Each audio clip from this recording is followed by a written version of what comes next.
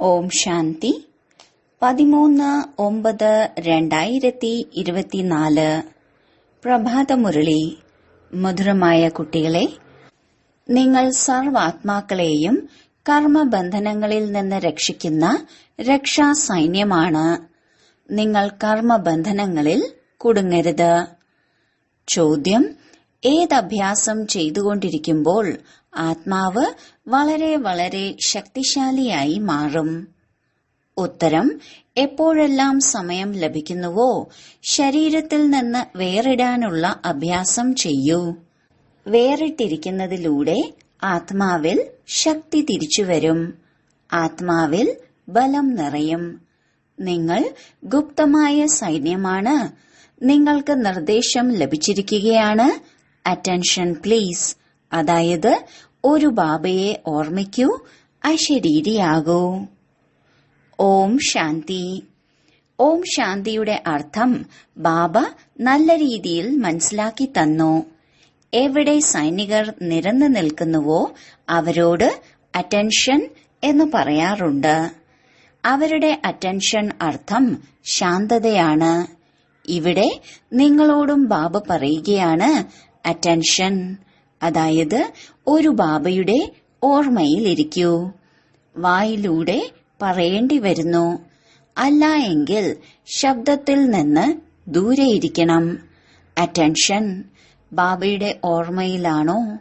ബാബയുടെ നിർദ്ദേശം അഥവാ ശ്രീമതം ലഭിച്ചിരിക്കുകയാണ്. നിങ്ങൾ ആത്മാവിനെയും തിരിച്ചറിഞ്ഞു, ബാബയെയും തിരിച്ചറിഞ്ഞു. ബാബയുടെ ഓർമ്മ കൂടാതെ നിങ്ങൾക്ക് വികർമാജീത്തായി മാറാനോ സതോ പ്രധാനമായി പവിത്രമായി മാറാനോ സാധിക്കില്ല. പ്രധാന കാര്യം ഇതാണ്. ബാബ പറയുകയാണ്, മധുരമധുരമായ ഓമനകളായ കുട്ടികളെ, സ്വയം ആത്മാവാണെന്ന് മനസ്സിലാക്കി ബാബയെ ഓർമ്മിക്കൂ. ഇതെല്ലാം ഈ സമയത്തെ കാര്യങ്ങളാണ്. ഇതിനെ മനുഷ്യർ അവരുടെ ഭാഗത്തേക്ക് കൊണ്ടുപോയി. അവരും സൈന്യമാണ്, നിങ്ങളും സൈന്യമാണ്.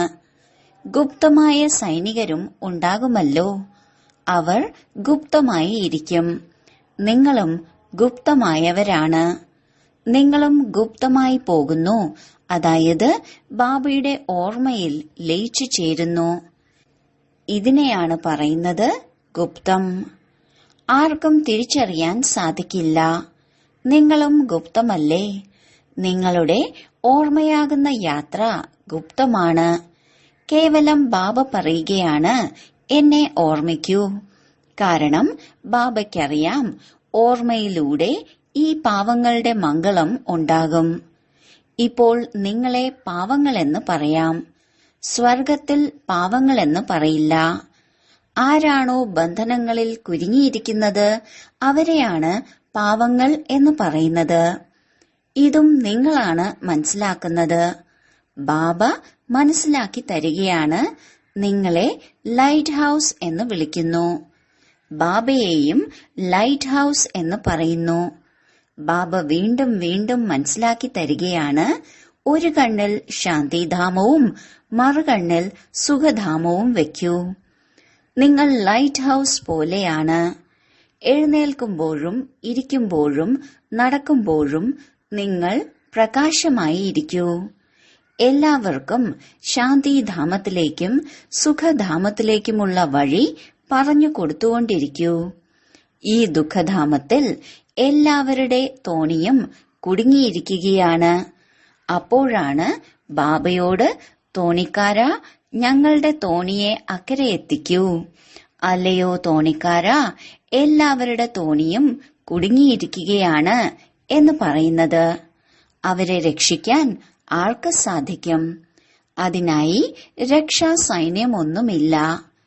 പേരെല്ലാം വെച്ചിട്ടുണ്ട്. എന്നാൽ വാസ്തവത്തിൽ രക്ഷാസൈന്യം നിങ്ങളാണ്. നിങ്ങൾ ഓരോരുത്തരെയും രക്ഷിക്കുന്നു. എല്ലാവരും 5 വികാരങ്ങളാകുന്ന ചങ്ങലയിൽ കുടുങ്ങിയിരിക്കുകയാണ്. അതുകൊണ്ടാണ് ഞങ്ങളെ മോചിപ്പിക്കൂ, രക്ഷിക്കൂ എന്ന് പറയുന്നത്. ബാബ പറയുന്നു, ഈ ഓർമ്മയാകുന്ന യാത്രയിലൂടെ നിങ്ങൾക്ക് അക്കരെ എത്താം. ഇപ്പോഴെല്ലാവരും കുടുങ്ങിയിരിക്കുകയാണ്. ബാബയെ തോട്ടക്കാരനെന്നും പറയും. എല്ലാ കാര്യങ്ങളും ഈ സമയത്തിന്റേതാണ്. നിങ്ങൾ പൂക്കളായി മാറണം. ഇപ്പോഴെല്ലാവരും മുള്ളുകളാണ്, അല്ലെങ്കിൽ ഹിംസിക്കുന്നവരാണ്. അപ്പോൾ അഹിംസകരായി മാറി പാവനമായി മാറണം. ആരാണോ ധർമ്മസ്ഥാപന ചെയ്യുന്നത് അവർ പവിത്രാത്മാക്കളായാണ് വരുന്നത്. അവർക്ക് അപവിത്രരാകാൻ സാധിക്കില്ല. ആദ്യമാദ്യം വരുമ്പോൾ പവിത്രമായത് കാരണം ആത്മാവിനും ശരീരത്തിനും ദുഃഖം ഉണ്ടാകുന്നില്ല. കാരണം അവരിൽ പാപമില്ല. നമ്മളെല്ലാവരും എപ്പോൾ പവിത്രമായിരുന്നോ അപ്പോൾ ഒരു പാപവും ഉണ്ടായിരുന്നില്ല. അതുപോലെ മറ്റുള്ളവരിലും ഉണ്ടായിരിക്കില്ല. ഓരോ കാര്യത്തെക്കുറിച്ചും ചിന്തിക്കണം. പരംധാമത്തിൽ നിന്നും ആത്മാക്കൾ വന്ന് ധർമ്മസ്ഥാപന ചെയ്യുന്നു. അവരുടെയും രാജവംശമുണ്ടാകും. സിഖ് ധർമ്മത്തിന്റെയും രാജവംശമുണ്ടാകും. സന്യാസിമാരുടെ രാജവംശമുണ്ടാകുന്നില്ല. രാജാക്കന്മാരും ഉണ്ടാകുന്നില്ല. സിഖ് ധർമ്മത്തിൽ മഹാരാജാക്കന്മാരെല്ലാം ഉണ്ടാകുമ്പോൾ സ്ഥാപന ചെയ്യാൻ വേണ്ടി വരുന്നത് പുതിയ ആത്മാക്കളായിരിക്കും. ക്രിസ്തു വന്ന് ക്രിസ്തുധർമ്മം സ്ഥാപിച്ചു. ബുദ്ധൻ ബുദ്ധധർമ്മം സ്ഥാപിച്ചു. ഇബ്രാഹിം ഇസ്ലാം ധർമ്മം. എല്ലാവർക്കും പേരിന്റെ ആനുകൂല്യവും ലഭിക്കുന്നു. ദേവീ ദേവതാ ധർമ്മത്തിന് പേര് തന്നെ ഇല്ല. നിരാകാരനായ ബാബ വന്ന് ദേവീ ദേവതാ ധർമ്മത്തിന്റെ സ്ഥാപന ചെയ്യുകയാണ്. ബാബ ദേഹധാരിയല്ല. ആരാണോ ധർമ്മസ്ഥാപകർ അവരുടെ ദേഹത്തിന് നാമമുണ്ട്. ഇത് ദേഹധാരിയല്ല. രാജവംശം പുതിയ ലോകത്തിലും ഉണ്ടാകും. ബാബ പറയുന്നു, കുട്ടികളെ ആത്മീയ സൈനികരാണെന്ന് മനസ്സിലാക്കൂ. ലോകത്തിലെ സൈന്യത്തിലെല്ലാം സൈന്യാധിപൻ ഉണ്ടായിരിക്കും. സൈന്യാധിപൻ വന്ന് അറ്റൻഷൻ എന്ന് പറയാറുണ്ട്. എല്ലാവരും പെട്ടെന്ന് എഴുന്നേറ്റ് നിൽക്കും. അവരോരോരുത്തരും തന്റേതായ ഗുരുക്കന്മാരെ ഓർമ്മിച്ച് ശാന്തമായിട്ടിരിക്കും. പക്ഷേ അത് അസത്യമായ ശാന്തിയാണ്. നമ്മൾ ആത്മാക്കളാണ്. നമ്മുടെ ധർമ്മം ശാന്തിയാണ്. ആരെയാണ് ഓർമ്മിക്കേണ്ടത് എന്നെല്ലാം നിങ്ങൾക്കറിയാം. ഇപ്പോൾ നിങ്ങൾക്ക് ജ്ഞാനം ലഭിച്ചു. ജ്ഞാനസഹിതം ഓർമ്മയിലിരിക്കുന്നതിലൂടെ പാപം ഭസ്മമാകും എന്ന അറിവ് ആർക്കുമില്ല. മനുഷ്യർക്ക് ഇത് മനസ്സിലാകുന്നില്ല. ഞാൻ ആത്മാവ് ശാന്തസ്വരൂപമാണ് എന്ന്. നമുക്ക് ഈ ശരീരത്തിൽ നിന്ന് വേറിട്ടിരിക്കണം. ഇവിടെ നിങ്ങൾക്ക് ബലം ലഭിക്കുകയാണ്. ഇതിലൂടെ നിങ്ങൾക്ക് സ്വയം ആത്മാവാണെന്ന് മനസ്സിലാക്കി ബാബയുടെ ഓർമ്മയിലിരിക്കാൻ സാധിക്കും. ബാബ മനസ്സിലാക്കി തരികയാണ് എങ്ങനെ സ്വയം ആത്മാവാണെന്ന് മനസ്സിലാക്കി വേറിട്ടിരിക്കാം. നിങ്ങൾക്കറിയാം, നമ്മൾ ആത്മാക്കൾക്ക് ഇപ്പോൾ തിരിച്ചു പോകണം. നമ്മളെല്ലാവരും പരംധാമത്തിൽ വസിച്ചിരുന്നവരാണ്. ഇത്രയും ദിവസമായപ്പോൾ വീട് മറന്നുപോയിരിക്കുന്നു. നമുക്ക് വീട്ടിലേക്ക് പോകണം എന്നാരെങ്കിലും മനസ്സിലാക്കിയിട്ടുണ്ടോ? പതീതമായ ആത്മാവിന് വീട്ടിലേക്ക് തിരിച്ചു പോകാൻ സാധിക്കില്ല. ഇങ്ങനെ മനസ്സിലാക്കി തരാനും ആരും ഉണ്ടായിരുന്നില്ല. ബാബ മനസ്സിലാക്കി തരികയാണ്, ഓർമ്മിക്കേണ്ടത് ഒരാളെയാണ്. മറ്റുള്ളവരെ ഓർമ്മിക്കുന്നതിലൂടെ എന്താണ് പ്രയോജനം? മനസ്സിലാക്കൂ, ഭക്തിമാർഗത്തിൽ ശിവ ശിവ എന്ന് പറഞ്ഞുകൊണ്ടിരിക്കും. ഇതിലൂടെ എന്താണ് ഉണ്ടാകുന്നത് എന്ന് ആർക്കും അറിയില്ല. ശിവനെ ഓർമ്മിക്കുന്നതിലൂടെ പാപങ്ങൾ ഭസ്മമാകുമോ? ഇതാർക്കും അറിയില്ല. ശബ്ദം ഉണ്ടാകും. ഈ കാര്യങ്ങളിലൂടെ യാതൊരു പ്രയോജനവുമില്ല. ബാബ ഈ എല്ലാ ഗുരുക്കന്മാരുടെയും അനുഭവിയല്ലേ?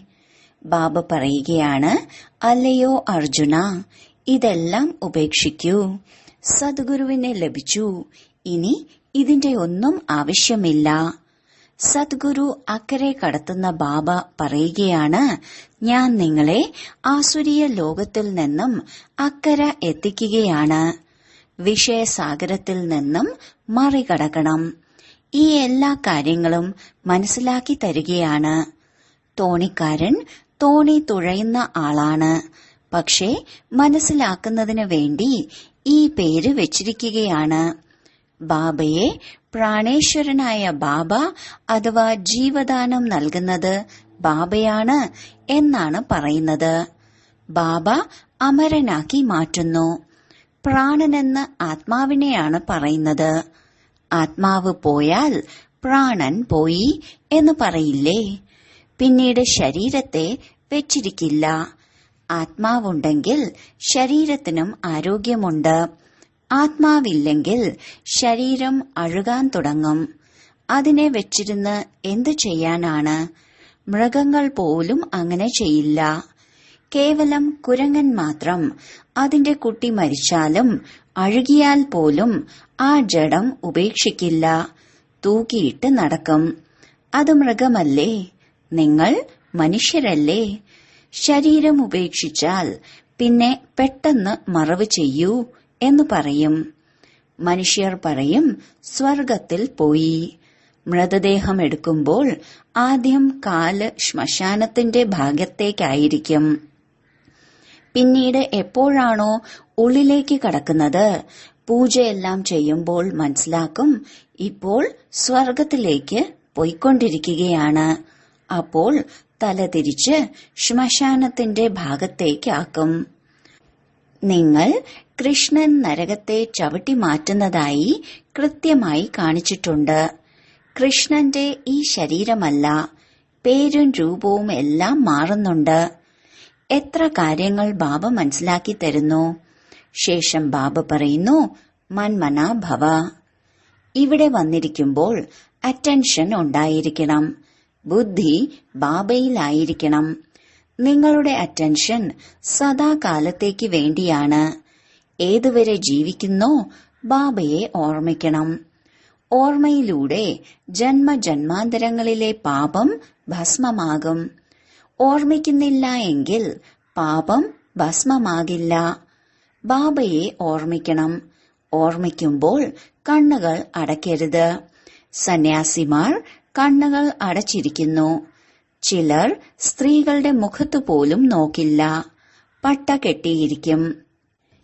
ഇവിടെ നിങ്ങൾ ഇരിക്കുമ്പോൾ രചയിതാവിന്റെയും രചനയുടെ ആദിമധ്യ അന്ത്യത്തിന്റെയും സ്വദർശന ചക്രം കറക്കണം. നിങ്ങൾ ലൈറ്റ് ഹൌസ് അല്ലേ? ഇതാണ് ദുഃഖധാമം. ഒരു കണ്ണിൽ ദുഃഖധാമവും മറുകണ്ണിൽ സുഖധാമവുമാണ്. എഴുന്നേൽക്കുമ്പോഴും ഇരിക്കുമ്പോഴും സ്വയം ലൈറ്റ് ഹൌസ് ആണെന്ന് മനസ്സിലാക്കൂ. ബാബ വ്യത്യസ്തമായ യുക്തികളിലൂടെ പറഞ്ഞു തരികയാണ്. നിങ്ങൾ സ്വയത്തെയും സംരക്ഷിക്കണം. നിങ്ങൾ ലൈറ്റ് ഹൌസായി മാറുന്നതിലൂടെ തന്റെ മംഗളവും ചെയ്യുന്നു. ബാബയെ തീർച്ചയായും ഓർമ്മിക്കണം. ആരെ വഴിയിൽ കിട്ടിയാലും അവർക്ക് പറഞ്ഞു കൊടുക്കണം. പരിചയമുള്ളവരെ കാണാറുണ്ടല്ലോ, അവർ പരസ്പരം കാണുമ്പോൾ രാമ രാമ എന്ന് പറയും. അവരോട് താങ്കൾക്കറിയാമോ, ഇത് ദുഃഖധാമമാണ്, ശാന്തിധാമവും സുഖധാമവുമുണ്ട്. താങ്കൾ ശാന്തിധാമത്തിലേക്കും സുഖധാമത്തിലേക്കും പോകാൻ ആഗ്രഹിക്കുന്നുണ്ടോ എന്ന് ചോദിക്കൂ. ഈ 3 ചിത്രങ്ങൾ മനസ്സിലാക്കി കൊടുക്കാൻ വളരെ സഹജമാണ്. താങ്കൾക്ക് സൂചന തരികയാണ്. ലൈറ്റ് ഹൌസും സൂചനയല്ലേ നൽകുന്നത്. ഈ തോണി രാവണന്റെ ജയിലിൽ തൂങ്ങിക്കിടക്കുകയാണ്. മനുഷ്യന് മനുഷ്യരെ മോചിപ്പിക്കാൻ സാധിക്കില്ല. ലോകത്തിലുള്ളതെല്ലാം കൃത്രിമമായ പരിധിയുള്ള കാര്യമാണ്. ഇത് പരിധിയില്ലാത്ത കാര്യമാണ്. സാമൂഹിക സേവനവും അതല്ല. വാസ്തവത്തിൽ സത്യമായ സേവ എല്ലാവരുടെയും തോണി അക്കരെ എത്തിക്കുക എന്നതാണ്. മനുഷ്യരുടെ സേവനം എങ്ങനെ ചെയ്യാമെന്ന് നിങ്ങളുടെ ബുദ്ധിയിൽ ഉണ്ടായിരിക്കണം. ആദ്യം പറയണം, മുക്തിധാമത്തിലേക്ക് പോകുന്നതിന് വേണ്ടിയും ഈശ്വരനെ ലഭിക്കുന്നതിനു വേണ്ടിയും നിങ്ങൾ ഗുരുവിന്റെ അടുക്കൽ പോകാറില്ലേ? പക്ഷേ ലഭിക്കുന്നില്ല. ലഭിക്കാനുള്ള വഴി ബാബയാണ് പറഞ്ഞു തരുന്നത്. ലോകത്തിലുള്ളവർ മനസ്സിലാക്കുന്നത് ശാസ്ത്രങ്ങളെല്ലാം പഠിക്കുന്നതിലൂടെ ഭഗവാനെ ലഭിക്കുമെന്നാണ്. ആശ വയ്ക്കുകയാണ്, എപ്പോഴെങ്കിലും ഏതെങ്കിലും രൂപത്തിൽ ലഭിക്കും എന്ന്. എപ്പോൾ ലഭിക്കും? ഈ ബാബ എല്ലാം നിങ്ങൾക്ക് മനസ്സിലാക്കി തന്നു. നിങ്ങൾ ചിത്രത്തിൽ ഒരാളെ ഓർമ്മിക്കണം എന്ന് കാണിച്ചിട്ടുണ്ട്. ആരെല്ലാം ധർമ്മസ്ഥാപകരുണ്ടോ അവരും സൂചിപ്പിക്കുകയാണ്, കാരണം നിങ്ങൾ പഠിപ്പിച്ചതാണ്.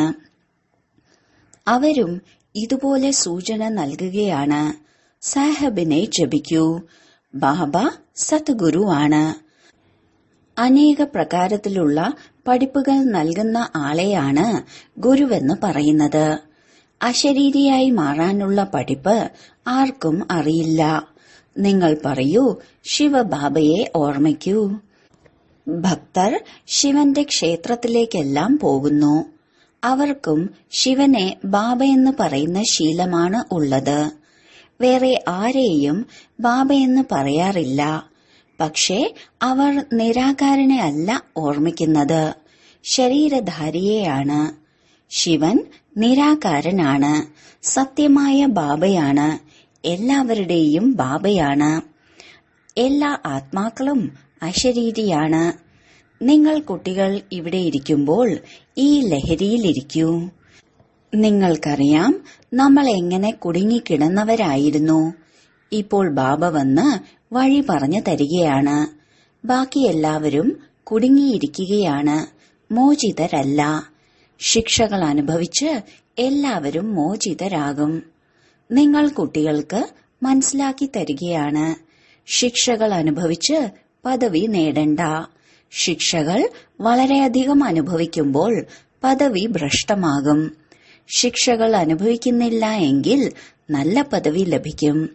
ഇതാണ് മുള്ളുകൾ നിറഞ്ഞ കാട്. എല്ലാവരും പരസ്പരം മുള്ളുകൾ കൊണ്ട് കുത്തിക്കൊണ്ടിരിക്കുകയാണ്. സ്വർഗത്തെയാണ് ഈശ്വരന്റെ പൂന്തോട്ടമെന്ന് പറയുന്നത്. സ്വർഗമുണ്ടായിരുന്നു എന്ന് ക്രിസ്ത്യാനികളും പറഞ്ഞിരുന്നു. ചില സമയത്ത് സാക്ഷാത്കാരവും ഉണ്ടായിരുന്നു. ഈ ധർമ്മത്തിലുള്ളവരാണെങ്കിൽ അവർ വീണ്ടും തന്റെ ധർമ്മത്തിലേക്ക് വരും. ബാക്കി കേവലം കണ്ടതിൽ മാത്രം എന്ത് പ്രയോജനം? കാണുന്നതിലൂടെ ആർക്കും പോകാൻ സാധിക്കില്ല. ബാബയെ തിരിച്ചറിഞ്ഞ് ജ്ഞാനമെടുക്കണം. എല്ലാവർക്കും വരാൻ സാധിക്കില്ല. ദേവതകൾ വളരെ കുറച്ചു പേരാണ്. ഇപ്പോൾ ഇത്രയും ഹിന്ദുക്കളാണ്. വാസ്തവത്തിൽ ദേവതകളായിരുന്നില്ലേ? എന്നാൽ അവർ പാവനമായിരുന്നു. ഇവർ പതീതമാണ്. പതീതരെ ദേവതകളെന്ന് പറയുന്നത് ശോഭനീയമല്ല. ഇത് ഒരു ധർമ്മമാണ്. ഇതിനെ തന്നെയാണ് ധർമ്മഭ്രഷ്ടരെന്നും കർമ്മഭ്രഷ്ടരെന്നും പറയുന്നത്. ആദി സനാതന ധർമ്മത്തെ ഹിന്ദു ധർമ്മമെന്ന് പറയുന്നു. നമ്മൾ കുട്ടികൾക്ക് ഏറ്റവും പ്രിയപ്പെട്ടത് ബാബയാണ്. ബാബ നിങ്ങളെ എന്തിൽ നിന്ന് എന്താക്കി മാറ്റുകയാണ്. നിങ്ങൾക്ക് മനസ്സിലാക്കി കൊടുക്കാൻ സാധിക്കും ബാബ എങ്ങനെയാണ് വരുന്നത്. ദേവതകളുടെ കാല് പോലും പഴയ തമോപ്രധാനമായ സൃഷ്ടിയിൽ പതിയുന്നില്ല എങ്കിൽ ബാബ എങ്ങനെ വരുന്നുണ്ടാകും? ബാബ നിരാകാരനാണ്. ബാബയ്ക്ക് തന്റേതായ കാലില്ല. അതുകൊണ്ട് ഇദ്ദേഹത്തിലേക്ക് പ്രവേശിക്കുകയാണ്. ഇപ്പോൾ നിങ്ങൾ കുട്ടികൾ ഈശ്വരീയ ലോകത്തിലാണ് ഇരിക്കുന്നത്. മറ്റുള്ളവർ ആസുരീയ ലോകത്തിലാണ്. ഇത് വളരെ ചെറിയ സംഗമയുഗമാണ്. നിങ്ങൾ മനസ്സിലാക്കണം, നമ്മൾ ദൈവിക ലോകത്തിലുമല്ല ആസുരീയ ലോകത്തിലും അല്ല. നമ്മുടേത് ഈശ്വരീയ ലോകമാണ്. നമ്മളെ വീട്ടിലേക്ക് കൊണ്ടുപോകുന്നതിന് വേണ്ടി ബാബ വന്നിരിക്കുകയാണ്. ബാബ പറയുകയാണ്, അതാണ് എന്റെ വീട്. നിങ്ങളുടെ സേവനത്തിനായി ഞാൻ എന്റെ വീടുപേക്ഷിച്ച് വന്നിരിക്കുകയാണ്. ഭാരതം സുഖധാമമായി മാറിക്കഴിഞ്ഞാൽ ഞാൻ പിന്നീട് വരില്ല. ഞാൻ വിശ്വത്തിന്റെ അധികാരിയായി മാറുന്നില്ല, നിങ്ങളാണ് മാറുന്നത്. ഞാൻ ബ്രഹ്മാണ്ടത്തിന്റെ അധികാരിയാണ്. ബ്രഹ്മാണ്ടത്തിൽ എല്ലാം വരുന്നുണ്ട്. ഇപ്പോഴും അവിടെ അധികാരിയായി ഇരിക്കുന്നവരുണ്ട്. അവർക്കും ഇവിടേക്ക് വരണം. പക്ഷെ അവർ വന്ന് വിശ്വത്തിന്റെ അധികാരിയായി മാറുന്നില്ല. മനസ്സിലാക്കി തരാൻ വളരെയധികമുണ്ട്. ചില വിദ്യാർത്ഥികൾ വളരെ നല്ലതാണ്, സ്കോളർഷിപ്പ് നേടുന്നു. അത്ഭുതമാണ്. ഇവിടെ ഇരുന്നു കൊണ്ട് പവിത്രമായി മാറി വീണ്ടും പോയി പതീതമായി മാറുന്നു. ഇങ്ങനെയുള്ള പാകപ്പെടാത്തവരെ കൊണ്ടുവരരുത്. ബ്രാഹ്മണിയുടെ ജോലിയാണ് നിർണയിച്ചു കൊണ്ടുവരിക എന്നത്. നിങ്ങൾക്കറിയാം, ആത്മാവ് ശരീരം ധാരണ ചെയ്ത് പാർട്ട് അഭിനയിക്കുകയാണ്. ആത്മാവിന് അവിനാശിയായ പാർട്ട് ലഭിച്ചിരിക്കുകയാണ്. ശരി, വളരെ കാലത്തെ വേർപാടിന് ശേഷം തിരിച്ചു കിട്ടിയ മധുരമധുരമായ കുട്ടികൾക്ക് മാതാവും പിതാവുമായ ബാബ്ദാദയുടെ സ്നേഹസ്മരണയും സുപ്രഭാതവും. ആത്മീയ അച്ഛന്റെ ആത്മീയ കുട്ടികൾക്ക് നമസ്കാരം. ധാരണയ്ക്കുള്ള മുഖ്യസാരം: 1. ലൈറ്റ് ഹൌസായി മാറി എല്ലാവർക്കും ശാന്തിധാമത്തിലേക്കും സുഖധാമത്തിലേക്കുമുള്ള വഴി പറഞ്ഞു കൊടുക്കണം. എല്ലാവരുടെ തോണിയെയും ദുഃഖധാമത്തിൽ നിന്ന് രക്ഷിക്കുന്നതിനുള്ള സേവനം ചെയ്യണം. സ്വമംഗളവും ചെയ്യണം. 2. തന്റെ ശാന്ത സ്വരൂപ സ്ഥിതിയിൽ സ്ഥിതി ചെയ്തുകൊണ്ട് ശരീരത്തിൽ നിന്ന് വേറിടുന്നതിനുള്ള അഭ്യാസം ചെയ്യണം. ഓർമ്മിക്കുമ്പോൾ കണ്ണുകൾ തുറന്നിരിക്കണം. ബുദ്ധിയിലൂടെ രചയിതാവിനെയും രചനയെയും സ്മരിക്കണം. വരദാനം: തന്റെ സങ്കല്പങ്ങളെ ശുദ്ധവും ജ്ഞാനസ്വരൂപവും ശക്തി സ്വരൂപവുമാക്കി മാറ്റുന്ന സമ്പൂർണ്ണ പവിത്രരായി ഭവിക്കട്ടെ. ബാബയ്ക്ക് സമാനമാകുന്നതിനായി പവിത്രതയുടെ ഫൗണ്ടേഷൻ ഉറപ്പുള്ളതാക്കൂ. ഫൗണ്ടേഷനിൽ ബ്രഹ്മചര്യ വ്രതം ധാരണ ചെയ്യുക എന്നത് സാധാരണമായ കാര്യമാണ്. ഈ ഒരു കാര്യത്തിൽ മാത്രം സന്തോഷിച്ചിരിക്കരുത്. ദൃഷ്ടി, മനോഭാവം എന്നിവയുടെ പവിത്രതയ്ക്ക് കൂടുതൽ അടിവരയിടണം. ഒപ്പം തന്റെ സങ്കല്പങ്ങളെ ശുദ്ധവും ജ്ഞാനസ്വരൂപവുമാക്കി മാറ്റണം. ഇപ്പോൾ സങ്കല്പങ്ങൾ വളരെയധികം ദുർബലമാണ്. ഈ ദുർബലതയെ സമാപ്തമാക്കിയാൽ മാത്രമേ സമ്പൂർണ്ണ പവിത്രാത്മാവ് എന്ന് പറയാനാവുകയുള്ളൂ. സ്ലോഗൻ: ദൃഷ്ടിയിൽ എല്ലാവർക്കും വേണ്ടി ശുഭഭാവനയും കരുണയും ഉണ്ടെങ്കിൽ അഭിമാനമോ അപമാനമോ അല്പം പോലും തോന്നുകയില്ല. ഓം ശാന്തി.